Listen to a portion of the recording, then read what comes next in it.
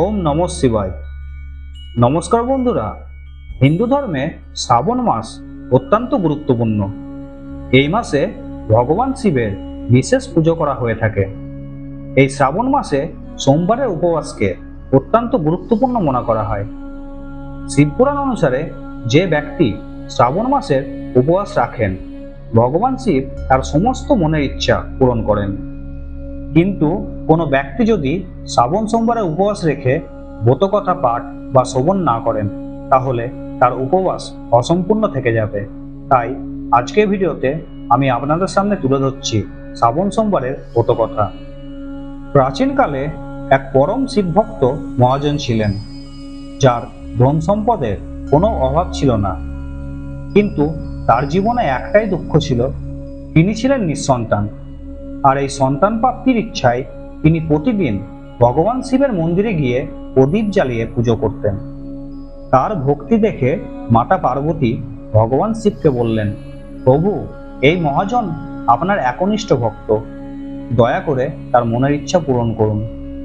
ভগবান শিব বললেন, হে পার্বতী, এই মহাজনের কোনো পুত্র নেই, যার কারণে সে এত দুঃখী। এই কথা শুনে মাতা পার্বতী ভগবান শিবের কাছে অনুরোধ করলেন, প্রভু, দয়া করে এই মহাজনকে পুত্র সন্তান দান করুন। তখন ভোলেনাথ বললেন, হে পার্বতী, তার পুত্র সন্তান লাভের কোনো যোগ নেই। এমন পরিস্থিতিতে যদি সে পুত্র সন্তান লাভের বড় পায়, তবুও তার পুত্র মাত্র 12 বছর বেঁচে থাকবে। এই কথা শোনার পরও মাতা পার্বতী ভগবান শিবের কাছে অনুরোধ করলেন যেন তিনি মহাজনকে পুত্র সন্তান দান করেন। মাতা পার্বতীর বারবার অনুরোধ উপেক্ষা করতে না পেরে ভোলেনাথ মহাজনকে পুত্র সন্তান লাভের বরদান করলেন। সঙ্গে তিনি এও বলে রাখলেন যে তার পুত্র মাত্র 12 বছর বেঁচে থাকবে। মহাজন ভোলেনাথের এই বরদান লাভ করে খুশি হলেন, কিন্তু পরক্ষণে ছেলের 12 বছরে মৃত্যু হয়ে যাবে এই কথা ভেবে দুঃখী হলেন এবং পুনরায় ভোলেনাথের পুজো করতে থাকলেন। ভগবান শিবের আশীর্বাদে মহাজনের স্ত্রী গর্ভবতী হলেন এবং কিছুদিনের মধ্যেই একটি ফুটফুটে সুন্দর পুত্র সন্তানের জন্ম দিলেন। পুত্র সন্তান হওয়ার আনন্দে পরিবার মেতেছিল, কিন্তু মহাজন ছেলের যে 12 বছরে মৃত্যু হয়ে যাবে এই কথা কাউকে বলেননি। শিশুটির যখন 11 বছর বয়স হলো, একদিন মহাজনের স্ত্রী শিশুটির বিয়ে দেওয়ার ইচ্ছা প্রকাশ করলেন। এই কথা শুনে মহাজন বললেন তিনি শিশুটিকে পড়াশোনার জন্য কাশী পাঠাবেন এবং শিশুটির মামাকে ডেকে পাঠালেন ছেলেটিকে কাশীতে পড়াশোনার জন্য নিয়ে যেতে, এবং বললেন যাত্রাপথে যেখানেই থামবে সেখানেই যেন যজ্ঞ করে ব্রাহ্মণদেরকে খাওয়ায়। মহাজনের আদেশ মেনে ছেলেটির মামাও তাই করলেন।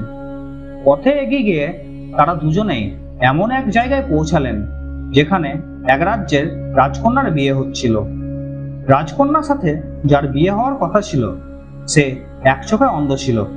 সেই অন্ধ ছেলেটির বাবা মহাজনের ছেলেটিকে দেখতে পেয়ে মনে মনে ভাবলেন, তার অন্ধ ছেলের জায়গায় এই ছেলেটিকে তার ছেলে সাজিয়ে যদি রাজকন্যার সাথে বিয়ে দেওয়া হয়, তাহলে রাজকন্যা এবং রাজা তার ছেলে যে অন্ধ এই কথা জানতে পারবেন না।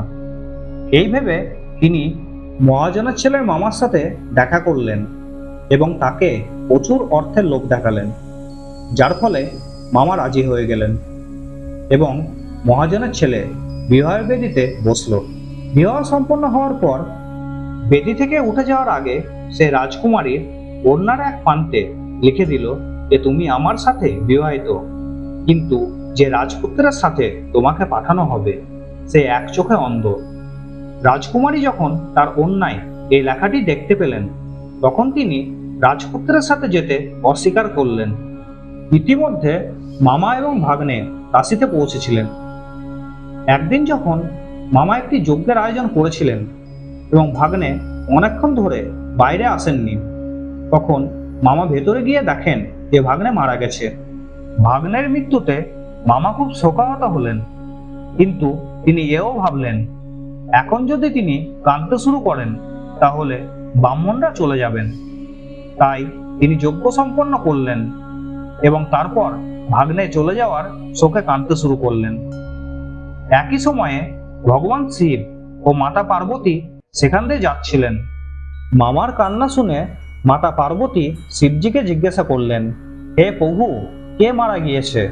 তখন শিবজি মাতা পার্বতীকে বললেন, হে দেবী, এ সেই 12 বছর বয়সী শিশু যার পিতাকে আমি পুত্র সন্তান লাভের বরদান দিয়েছিলাম এবং এও বলেছিলাম যে তার শিশু 12 বছর বয়সে মারা যাবে। তখন মাতা পার্বতী শিবজিকে বললেন, হে প্রভু, দয়া করে এই শিশুকে জীবিত করে দেন, না হলে এর বাবা মা কাঁদতে কাঁদতে মারা যাবেন। মাতা পার্বতীর অনুরোধে ভোলেনাথ তাকে জীবন দান করেন এবং সঙ্গে সঙ্গে ছেলেটি ওম নমঃ শিবায় উচ্চারণ করতে করতে জীবিত হয়ে উঠল এবং মামা ভাগ্নে উভয়েই ঈশ্বরকে ধন্যবাদ জানালেন এবং তারা নিজেদের শহরের উদ্দেশ্যে যাত্রা শুরু করেন। ফেরার পথে তারা একই শহরে এসে পৌঁছালো যেখানে রাজকন্যা তাদের চিনতে পেরেছিল। তারপর রাজা রাজকন্যাকে মহাজনের ছেলের সাথে প্রচুর ধন সম্পদ সহ বিদায় জানালেন। অন্যদিকে ছেলেটির বাবা মা ছাদে বসেছিলেন। তারা প্রতিজ্ঞা করেছিলেন যে যদি তাদের ছেলে নিরাপদে ফিরে না আসে তাহলে তারা ছাদ থেকে লাফিয়ে নিজেদের জীবন বিসর্জন দেবেন। তারপর ছেলেটির মামা এসে মহাজনের ছেলে এবং পুত্রবধূর আগমনের খবর জানালেন। খবর শুনে মহাজন ও মহাজনের স্ত্রী খুশি হয়ে ছেলে এবং পুত্রবধূকে স্বাগত জানালেন। মহাজনের স্বপ্নে ভগবান শিব আবির্ভূত হয়ে বললেন যে আমি তোমার পূজায় সন্তুষ্ট। একইভাবে যদি কোনো ব্যক্তি উপবাস করে আমার পুজো করে এবং এই ব্রত কথা পাঠ ও শ্রবণ করে তাহলে তার সকল সমস্যা দূর হবে এবং তার সকল মনের ইচ্ছা পূরণ হবে।